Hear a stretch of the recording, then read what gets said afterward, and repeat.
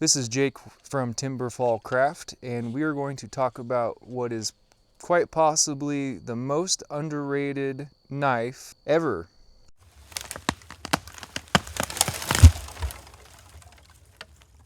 And it's underrated for good reason. They're cheap. They're like 30 bucks or less. They're very basic, and there's really nothing to them.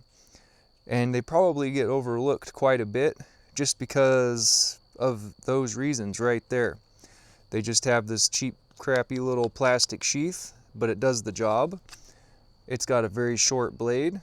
And we're talking, of course, about the Mora 106, which is a Sloyd knife. Sloyd knives can come in many different variations, but most of the low-end knives that you see that are in competition with this knife are very similar.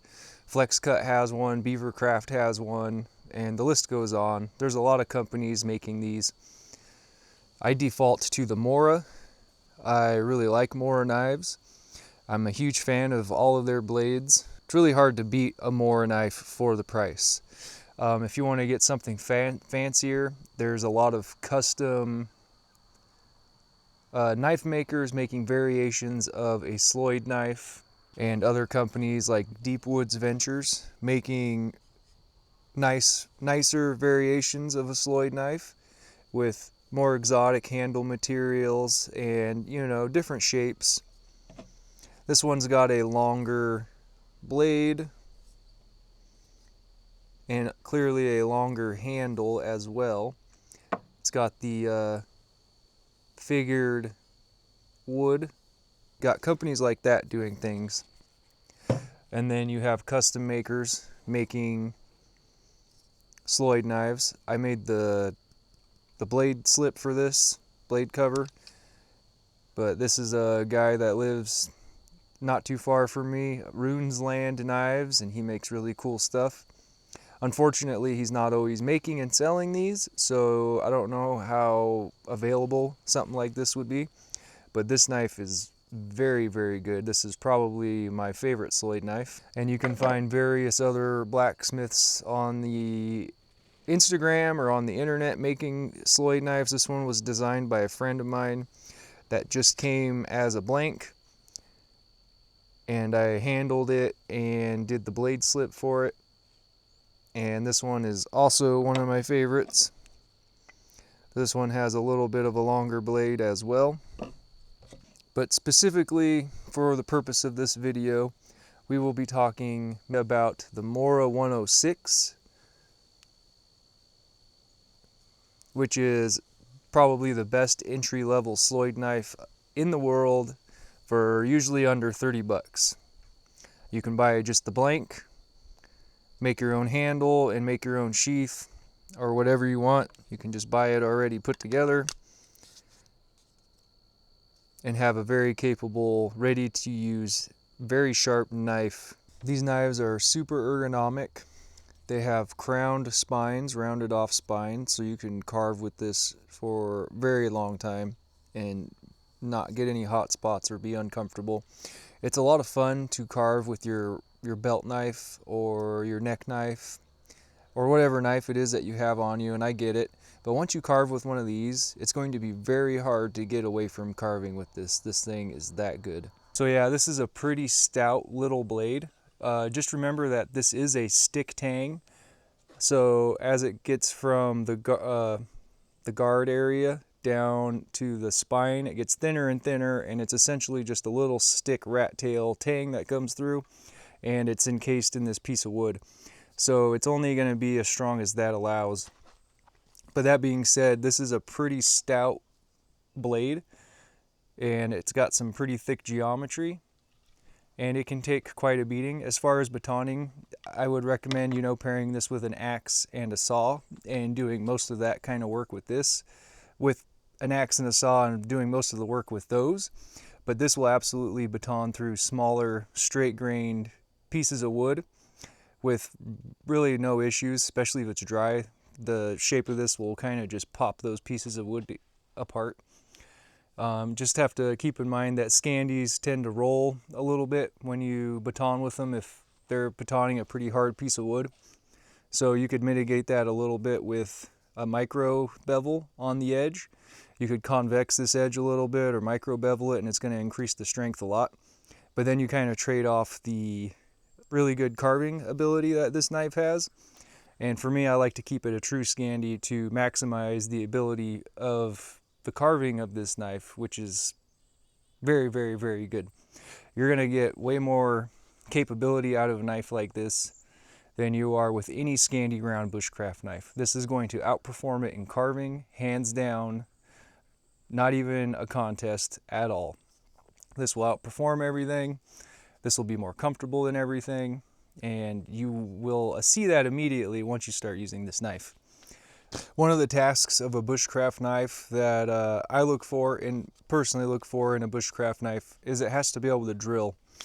It has to be able to drill a hole, and there's a lot of torque put on the tip of a blade when using a knife in a piece of wood, especially in the end grain, to twist and drill out to the wood. And this can be very important for making containers, making cups, shrink pots, making the pieces to your bow and drill, fire bow, setup, and probably tons of other projects. And sometimes this can be kind of scary to do with a knife because of how much torque is put on the tip of that blade. And the Mora 106 is very, very good at it. This is a superb woodworking knife, superior woodworking knife, and it has no problem drilling through pieces of wood with no edge damage and no tip damage. I have had some pieces of wood that are extremely dense and hard that did break the tip of my Mora before. That was the only time that has ever happened to me, and I've drilled through many, many pieces of wood.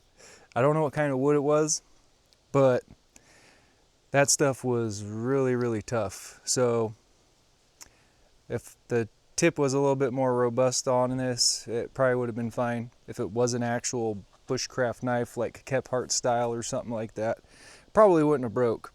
But like I said, that's pretty rare for it to actually do that, and most of the time you're not going to have any issues. Like I said, I've done this hundreds of times on tons of different kinds of wood, and it's never been an issue. And you can bore out the center of this piece of wood super easy with a Mora 106. And this is fantastic for all sorts of projects, woodworking projects and bushcrafting projects. This thing's pretty much going to feather stick just like any other Scandi knife.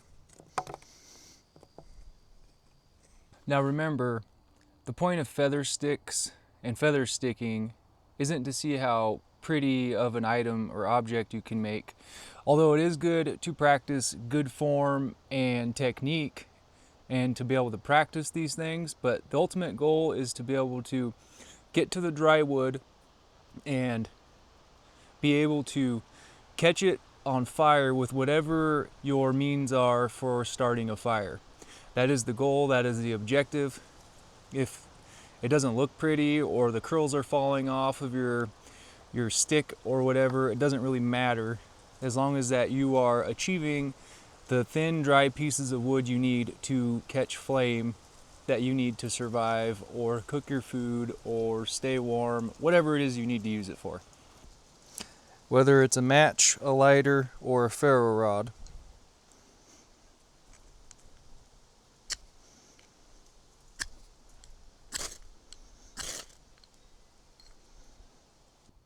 And we have clearly done that successfully.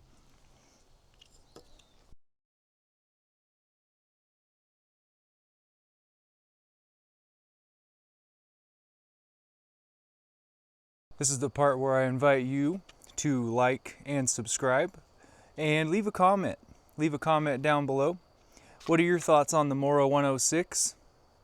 How do you feel about this knife and learning about it? If you've never heard of it before, how many are you going to buy it? And how many are you going to buy the blank and try to handle it yourselves and potentially make a blade slip or sheath for it? And if you do, I'd like to see what you guys come up with. This is the part of the video where I'd like to thank today's sponsor. It is Mother Nature for supplying me with wood. All of this lovely timber and hardwoods that Mother Nature provides allows me to do a lot of the stuff that I do on these videos, and I wouldn't be able to do it without it. So thank you very much. And if you guys want to get some wood, hit up Mother Nature and use the promo code something, and you guys can get some wood too. I imagine that you guys could. So thanks. Back to the video. A knife's usefulness isn't measured by how many times you can pound it through a piece of conduit without damaging the edge. I think I've proven in this short video that this knife is more than capable of handling the pressures of most of the things that you'd be putting it through in an outdoor scenario, assuming that you've got it paired with a saw and a hatchet or axe of some sort. All of the spoons I've carved have been with this knife right here. And if that's what you're into and you want to whittle around the campfire, or you want to make spoons, or whatever it is, and you want to use your knife to do it in wood as the medium, this is hard to beat. If you guys don't have this knife, I really recommend it. The Mora 106, hands down. If I had to have one carving knife for the rest of my life, this one would be easy pick for me. And this is definitely, if you had a top list of carving knives, this is towards the tippy top for sure. It doesn't get much better than this. This is top tier. This is so good and under $30. It's just absolutely fantastic. And you know, you can do a lot of other things with this knife too. But if woodworking is your jam, if whittling is your jam, then this is it. There is a shorter version of this. This is the 106. I can't remember what the other Mora is called. I'll put it down here. But it's just shorter blade, right? So I had to look it up really quick. So it's 3.2 inches. The Mora 120 is the shorter version of this knife. A lot of people prefer a shorter blade for a knife like this because it's easier to miss your digits on accident. But I prefer the longer ones. I actually even prefer one a little bit longer than this, but generally nothing shorter than this.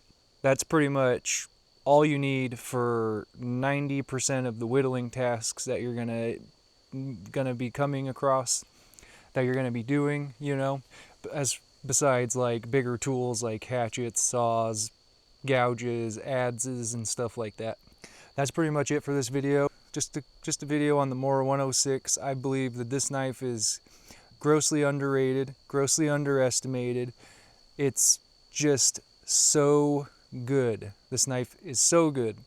It deserves a spot in everybody's collection, everybody's fixed blade collection. Anybody who is outdoors a lot, who likes whittling, sits around the campfire, this knife is absolutely fantastic. It deserves a home.